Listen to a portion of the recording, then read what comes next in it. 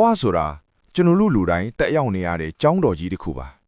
ဒီကျောင်းမှာကျောင်းထွက်လက်မှတ်ဆိုတာမရှိသလိုသင်ခန်းစာတွေကလည်းဘယ်တော့မှကုံဆုံးမသွားပါဘူးတခါတလေကျွန်တော်တို့ကလောကကြီးကိုဖြစ်ချင်တဲ့အတိုင်းပဲပုံဖော်ခြင်းကြတယ်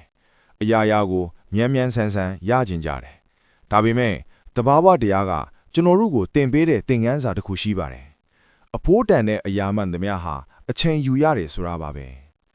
မုံတိုင်းတွေတိုက်ခက်လာတဲ့အခါငါဘာလို့ဒီလိုဖြစ်ရတာလဲလို့မေးမယ့်အစားဒီမုံတိုင်းကငါ့ကိုဘာသင်ပေးဖို့လာတာလဲလို့ပြောင်းလဲစဉ်းစားကြည့်ပါ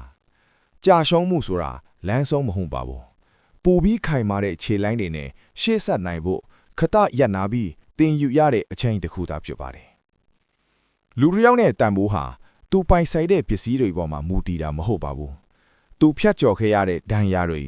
အခက်အခဲတွေကြားကပြန်ထနိုင်ခဲ့တဲ့စိတ်ဓာတ်တွေပေါ်မှာပဲမူတည်တာပါကိုယ့်ရဲ့အတိတ်ကဒဏ်ရာတွေကိုရှက်မနေပါနဲ့အဲ့ဓာတွေကဘယ်လောက်တောင်းခံနိုင်ခဲ့လဲဆိုတဲ့တတ်တွေတွေပါပဲမောရင်ခဏနားပါဒါပေမဲ့လက်မလျှော့လိုက်ပါနဲ့ဒီနေ့သင်မြင်နေရတဲ့အမောင်တို့ဟာမနှက်ဖြန်ထွက်ပေါ်လာမဲ့နေအောင်ကြီးအတအခန်းတစ်ခုသာဖြစ်ပါတယ်ဘဝရဲ့အကောင်းဆုံးသင်ခန်းစာကတော့မနေ့ကထက်ပိုကောင်းတဲ့လူတစ်ယောက်ခေတ်ရှမ်းတန်နေထိုင်ဖို့ပါပဲကိုယုံကြည်ပါဘဝကိုချစ်မြတ်လို့ပါသင်ခန်းစာတိုင်းကတင့်ကိုပိုပြီးလှပစေပါလိမ့်မယ်